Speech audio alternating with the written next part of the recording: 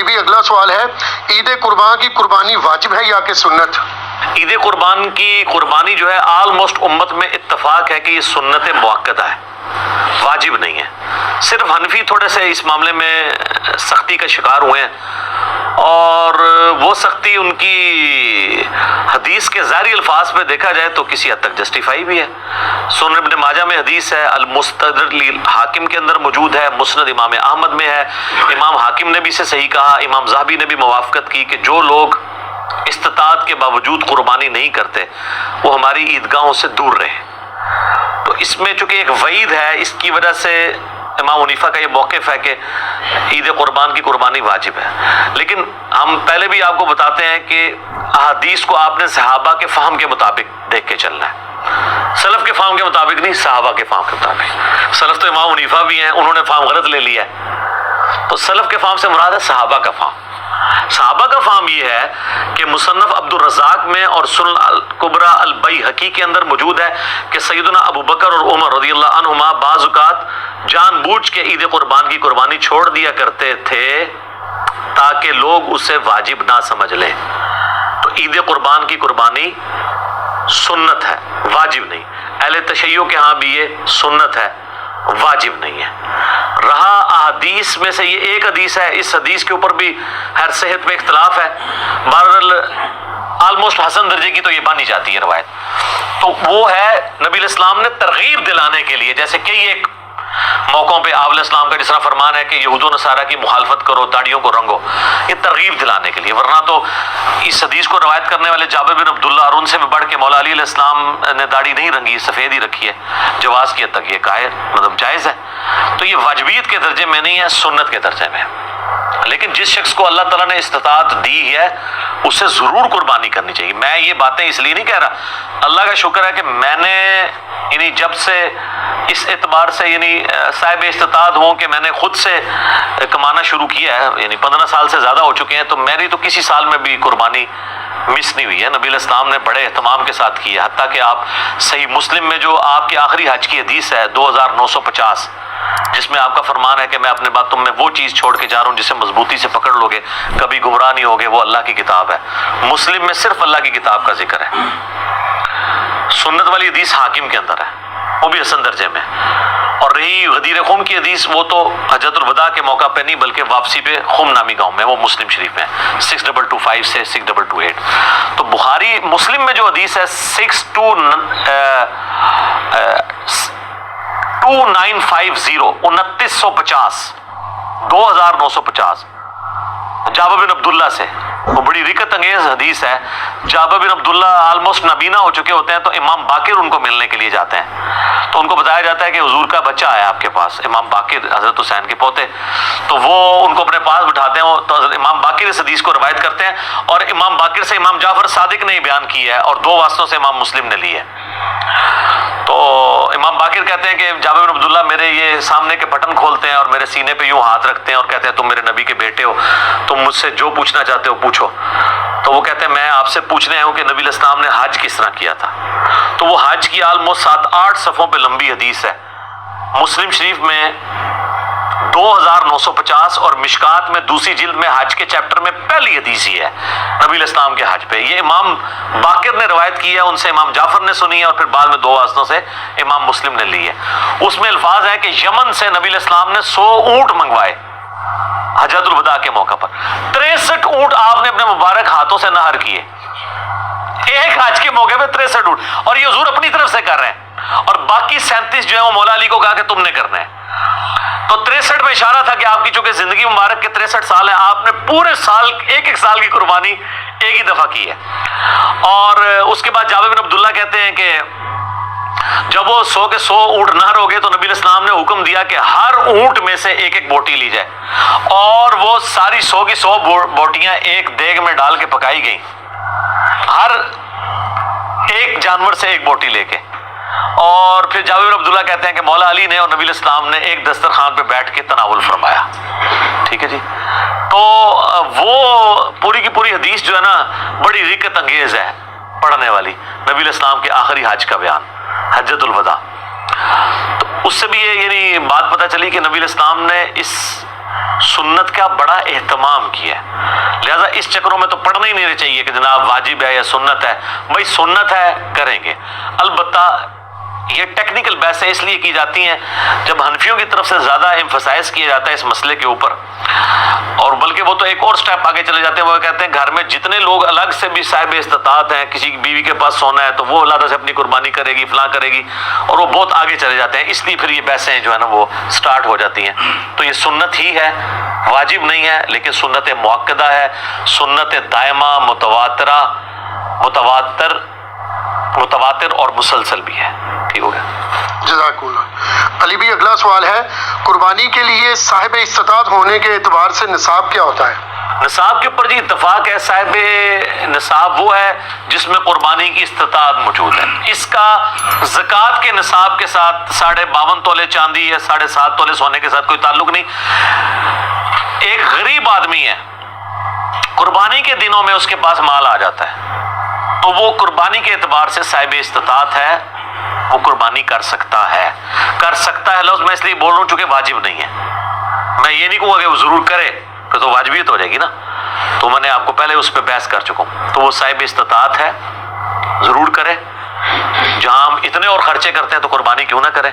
تو اس کے لیے آپ کے پاس قربانی کا خرچہ ہونا ضروری ہے. اب قربانی کا خرچہ بھی ظاہر ہے, اگر آپ اونٹ قربان کر رہے ہیں وہ تو 1.5-2 لاکھ روپے کا, اگر حصہ بھی ڈالتے ہیں تو آلموسٹ آج کل 18 سے 20 ہزار ہے, گائے کا 13 سے 15 ہزار ہے, اور بکرا لیں گے تو کم از کم بھی کوئی بہت بھی چھوٹے سے چھوٹا بھی دوندا بکرا ملا آپ کو تو 25 ہزار سے کم تو نہیں ملنے کا. اللہ ہے کہ بہت آپ انٹیریئر پنجاب میں کہیں جنوبی پنجاب چلے جائیں تو پھر بھی 20-25 ہزار کا تو بکرا چاہیے. تو اتنی رقم آپ کے پاس اگر رقم آ جاتی ہے تو بجائے اس کو اور معاملات میں خرچ کرنے کے اور جا کے ایک کوئی LED سکرین کو 50 انچ کی اٹھا کے لے آئے آپ گھر میں, پہلے بھی ہو 32 والی, وہ چھوٹی لگ رہی ہو, پیسے آ جائیں, کمیٹی نکلے تو یہ چیزیں چھوٹی لگنی شروع ہو جاتی ہیں. تو اس کی بجائے قربانی کریں آپ. کیوں ان معاملات کے اوپر پیسے ضائع کرتے ہیں, پیسے ان کاموں میں ڈالیں. ٹھیک ہو گیا, جزاک اللہ.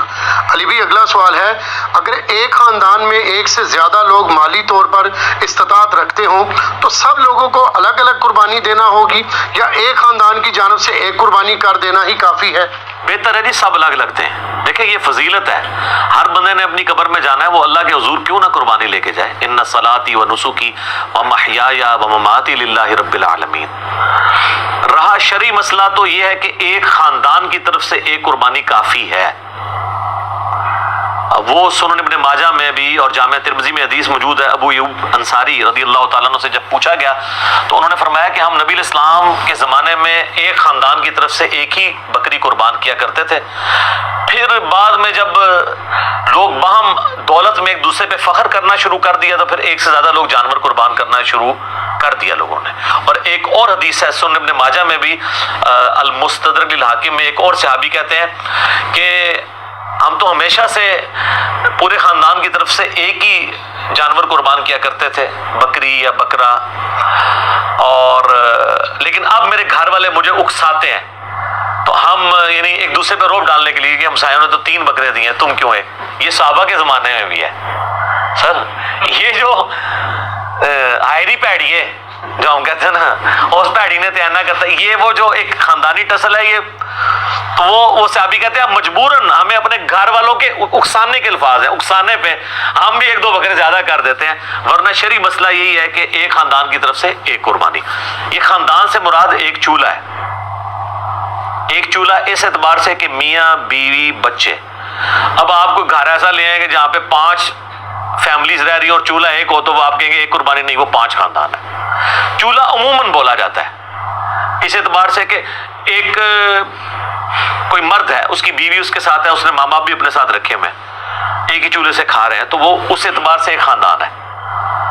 تو لیکن اگر 5 خاندان ایک جگہ پہ رہ رہے ہیں اور وہ دیکھ پکاتے ہیں اور وہ کہیں چولہا ہمارا ایک ہے, تو دیکھ پک رہی ہے تو سر ایک گائے بھی لے سکتے ہیں, وہ 5 مل کے 5 حصے اس میں رکھ لیں. 5 تو خیر کم سے کم ہے, زیادہ سے زیادہ 7 ہے. اچھا یہ بھی بات لوگوں میں مشہور ہے کہ جی 7 ضروری پورے کر رہے ہیں, نہیں, 7 زیادہ سے زیادہ. ایک بندہ بھی ایک گائے دے سکتا ہے, 2 بندے بھی مل کے ایک گائے دے سکتے ہیں. بکرا نہیں ہے 2 بندے مل کے دے سکتے گائے. تو اگر 5 گھر میں خاندان ہے ویسے خرچے ان کے علیحدہ علیحدہ ہیں. صرف ایک چولہا اکٹھا ہونے سے یہ نہیں ہوگا کوئی ایک خاندان بنے گا. اب یہ تو نہیں ہے کہ ایک بھائی کی سالی کی شادی آئی ہے تو دوسرا بھائی اس کے بچوں کو وہ بوٹ لے کے دے رہا ہے اور ساتھ جوڑا لے کے دے رہا ہے. وہ اپنے باقی خرچے بھی تو کر رہا ہے نا. تو اس اعتبار سے اگر میاں بیوی بچے یہ ایک خاندان ہے, ٹھیک ہے, چاہے وہ 5 بھائی اکٹھے رہ رہے ہیں, چولہا اکٹھا جل رہا ہے, پھر بھی وہ 5 خاندان تصور ہوں گے. ہر ایک خاندان کو اپنی قربانی الگ سے دینی چاہیے اور اس سنت کے اوپر عمل کرنا چاہیے. ایک خاندان کی طرف سے ایک قربانی کر لینا کافی ہے. علی بھائی اگلا سوال ہے, اگر کوئی شخص آلریڈی مقروض ہے تو کیا وہ قربانی دینے کے لیے قرضہ اٹھا سکتا ہے یا قربانی نہ دے؟ قربانی کیوں نہ دے جی, کروڑ پتی لوگ بھی مقروض ہیں. یہ بڑے بڑے فیکٹریوں کے مالکوں سے آپ پوچھیں, انہوں نے کروڑوں میں قرضے اٹھائے ہوئے ہیں.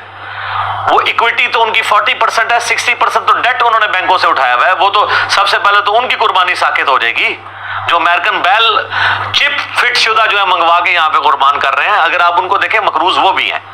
یہ قرضہ جو ہے یہ عارضی قرضہ ہے. یہ اس قرضے کو وہ قرضہ نہیں کہا جاتا کہ جس کی بنیاد پہ قرضہ یہ ہے کہ ایک بندہ قرضے کے تلے اس طرح دب گیا ہے کہ اس کی 2 وقت کی روٹی محال ہو گئی ہے اور وہ روکھی سوکھی کھا کے گزارا کر رہا ہے, اس کو مقروض کہا جاتا ہے.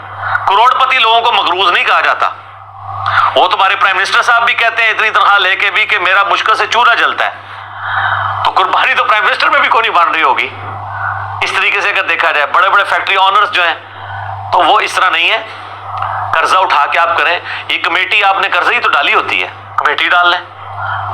سالی کی شادی کے لیے ڈالتے ہیں, بھائی کی شادی کے لیے ڈالتے ہیں کمیٹیاں, اور وہ جوتیاں اور کپڑے ہوں تب بھی نئے لے کے دیتے ہیں بچوں کو. اس کا خرچہ نکالیں تو ایک بیل میں حصہ ڈالنے سے تو کم ہی بنتا ہے. یہ بیل میں حصہ ڈالنا تو اس سے کم ہی بنتا ہے. آج کل ایک ایوریج شادی کے اوپر 15-20 ہزار روپے لگ جاتا ہے. تو سر 12-13 ہزار روپے کا آپ بیل میں حصہ نہیں ڈال سکتے. ضروری ہے کہ آپ نے بکرا ہی لینا ہے, بیل میں حصہ ڈال لیں. تو یہ جو آپ نے کمیٹی بھی ڈالی ہوتی ہے, اگر ایک سپوز لاکھ روپے کی آپ کی کمیٹی نکلی ہے, تیسری یا چوتھی, اور 10,000 روپیہ مہینہ ہے, تو چوتھی آپ نے کمیٹی جب لے لی ہے تو آپ نے ابھی تک تو 40,000 اس کو جمع کروایا ہے نا کمیٹی والے کو. 60,000 تو آپ نے بعد میں کرانے ہیں, لیکن لاکھ روپے آپ نے پہلے ہی اٹھا لیا ہے. تو 60,000 کے تو آپ بھی مقروض ہیں. تو پھر تو دنیا میں کوئی بندہ ہی نہیں بچے گا. لوگ اتنے بولے بن کے نہ کہتے ہیں. کئی لوگ پوچھ رہے تھے جی قرضہ بھی ہے, زکات بھی دینی ہے, تو قرضہ بھی جو مائنس کریں گے, اور مائنس بھی کتنے الٹے طریقے سے کرتے ہیں. اس طریقے سے تو الٹا اس کو زکات دینی پڑ جائے گی. وہ پتہ کس طرح کر رہے ہوتے ہیں. مثلا ایک بندے کا کاروبار ہے 1 کروڑ روپے کا,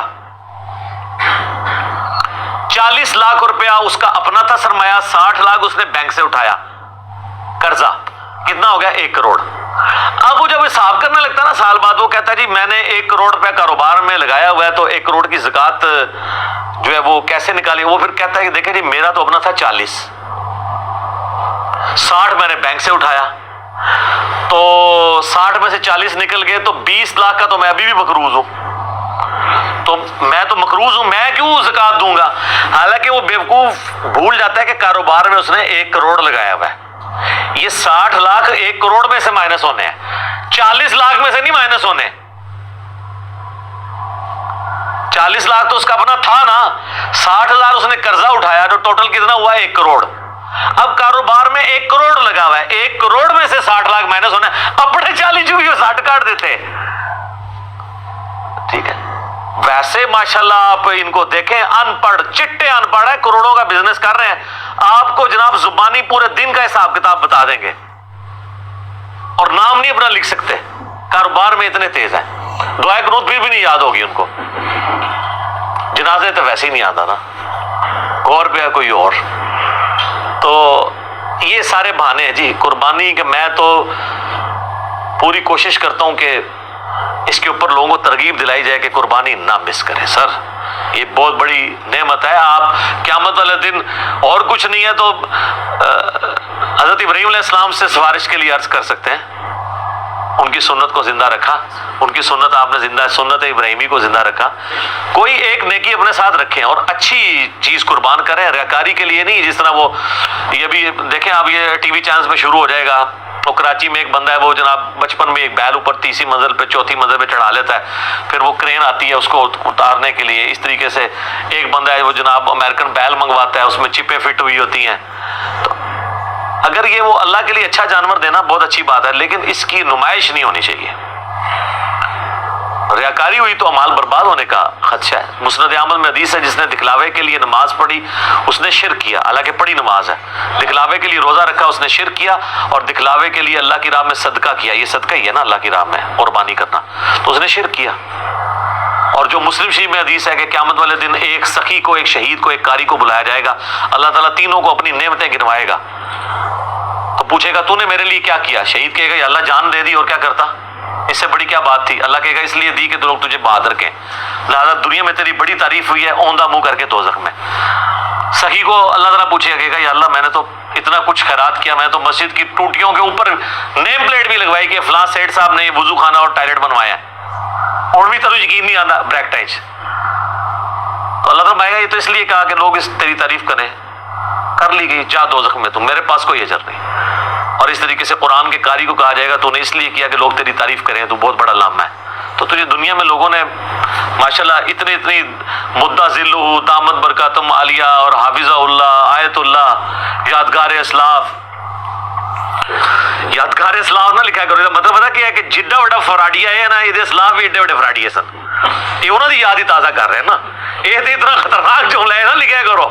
میرا دماغ ہوئے پاسے ٹر جاتا ہے کہ یار یہ یادگار اسلاف اگر یہ ہے تو یہ مطلب ہے جو میں سوچتا ہوں کہ پچھلے بھی یہی کچھ کرتے رہے ہیں اور یہ انہی کی یاد تازہ کر رہا ہے، تو یہ مطلب یہ انہی کی جائز روحانی اولاد ہے. یادگار اسلاف نہ لکھا کرو، ٹھیک ہے، اگر اسلاف کو آپ نے بچانا ہے تو. اور یہ باتیں کرنا صرف آسان ہے، دین کے اوپر چلنا بڑا مشکل کام ہے. تو جناب قرضہ اٹھانا پڑتا ہے تو کوئی مسئلہ نہیں، قرضہ کیا آپ کو سب مر چلیں، قرضہ اٹھا کمیٹی ڈال لیں، پلان کریں قربانی کے لیے. اگر آپ نے ہر مہینے میں بھی 1000 روپے علیحدہ کیا ہو نا، سال بعد 12,000 روپے بن جاتا ہے، آپ ایک حصہ ڈال ہی سکتے ہیں. تو اس کو جس طرح باقی خرچے رکھے ہوئے ہیں نا، بچوں کی فیس، بچوں کی فیسیں آج کل 2,000 سے تو سٹارٹ ہو رہی ہے ایک عام نارمل سکول کے اندر، تو 24,000 روپیہ تو آپ بچوں کی فیس بھی سال کی دے رہے ہیں. ٹھیک ہے، کرونا کی وجہ سے پھر بھی حیا نہیں آئی ہے اسکول والوں کو کہ پیسے ہی کچھ کم کر دیں، فیسیں آپ سے پوری لے رہے ہیں، تو سال میں 1000 روپے علیحدہ کر کے آپ اللہ کی راہ میں قربانی نہیں کر سکتے؟ کرنی چاہیے. ایون قرضہ بھی اٹھانا پڑتا ہے، ضرور اٹھائیں، کریں، کیونکہ یہ قرضہ ایسا نہیں ہے کہ جو آپ کی گردن کو دبوچ لے گا، آپ آسانی سے اتار لیں گے. 12-13,000 روپیہ کیا چیز ہے؟ اب اس چکر میں نہ پڑ جائے کہ میں نے جا کے 50,000 روپے دی کوئی بیتل بکری جا کے لینی ہے، تو وہ تو ظاہر ہے اتنا بڑا ہاتھ بھی نہ ڈالیں آپ. ٹھیک ہے، نارمل قربانی کر لیں جو آپ گھر میں. اچھا بعض لوگ ہیں گھر میں موٹا گوشت کھانے کو عیب اور گالی سمجھتے ہیں، اور جب قربانی کا موقع آتا ہے تو وہ بڑے گوشت میں حصہ ڈال دیتے ہیں پیسے بچانے کے لیے. تو چاہیے یہ کہ پھر جو اگر آپ چھوٹے گوشت کو پریفرلی گھر میں کھاتے ہیں، صرف چھوٹا گوشت جو کھا رہے ہیں، میں ان کی بات کر رہا ہوں، جو مکس کر کے کھا رہے ہیں ان کی نہیں بات کر رہا، تو آپ کو پھر قربانی بھی چھوٹے گوشت کی ہی دینی چاہیے. لن تنالوا البر حتى تنفقوا مما تحبون. تم کبھی بھی نیکی کے اعلیٰ درجے کو نہیں پا سکتے جب تک کہ پسندیدہ چیزیں اللہ کی راہ میں خراب نہ کرو. ویسے موٹے گوشت سے آپ گن کھائیں اور کہ جی ساڑھے گھر سے پکدا ہی چھوٹا ہے. جو قربانی دی واری آئے تھے وہ جناب موٹے گوشت کا حصہ 13,000 روپے کا بن رہا ہے اور بکرا جو ہے وہ آ رہا ہے 30,000 روپے کا. ادھر جناب تو یاد آ جائے کہ وہ جی ابراہیم علیہ السلام جڑے نا وہ بھی بنایا بچڑا لائے سن فرشتے واسطے، تے موٹا گوشت تے سنت ابراہیمی ہے. ٹھیک ہے سر، بڑا گوشت سنت ابراہیمی ہے اور چھوٹا گوشت سنت محمدیہ ہے صلی اللہ علیہ وآلہ وسلم. بخاری مسلم میں حدیث شفاعت جو ہے وہ سٹارٹ ہی اس سے ہوتی ہے کہ نبی علیہ السلام کے سامنے دستی کا بکری کا گوشت رکھا تھا، آپ وہ ساست کھا رہے تھے اور آپ نے شفاعت والی حدیث بیان کی کہ قیامت والے دن سب کے سب لوگ پہلے حضرت آدم کے پاس جائیں گے. وہ حدیث کا آغاز ہی بخاری مسلم کا اس سے ہوتا ہے، اور اس سے یہ بھی ثابت ہوا کہ کھانا کھاتے ہوئے گفتگو کرنا سنت ہے. لیکن یہ اس میں احتیاط بھی ہے. بعض لوگ بہت بڑے بڑے نوالے لیتے ہیں، ساتھ گفتگو کرتے ہیں، بعض کا سانس کی نالی میں چلا جائے نا تو لگ پتہ جاتا ہے. یہ جو منع کرتے ہیں نا لوگ کھانا کھاتے ہوئے بولنا نہیں چاہیے، یہ کوئی شرعی مسئلہ نہیں ہے، بلکہ اس لیے کہا جاتا ہے کہ وہ کھانا کھاتے ہوئے بعض اوقات وہ سانس کی نالی میں چلا جاتا ہے. اور آپ پتہ یہ جینون بیماری بھی ہے بعض لوگوں کو. میں کئی ایسے لوگوں کو جانتا ہوں جن کو معدے کا ایشو ہے نا، ان کو ڈاکٹرز نے باقاعدہ کہا ہوا ہے کہ آپ نے کھانا کھاتے وقت نا صرف کھانا کھانا ہے، نہ باتیں کرنی ہے نہ ٹی وی دیکھنا ہے، اور آپ نے اپنے ذہن میں حاضر کرنا ہے کہ آپ کھانا کھا رہے ہیں، کیونکہ دماغ کے سگنل پھر وہ ایسے چلیں گے کہ آپ کا خوراک کی نالی میں نہیں جائے گا. یہ جینون پرابلم ہے. یہ اذانیں شروع ہو چکی ہیں، بقیہ کے سوالات انشاءاللہ اذانوں کے وقفے کے بعد. بسم اللہ والحمدللہ والصلاة والسلام علی رسول اللہ وعلی آلہ واصحابہ اجمعین الی یوم الدین۔ الحمدللہ آج 19 جولائی 2020 کی علمی و تحقیقی مجلس نمبر 124 کی جو اسٹوڈیو ریکارڈنگ ہے اس کے بقیہ سوالات کی طرف آتے ہیں اذان کے وقفے کے بعد والے سوالات کی طرف۔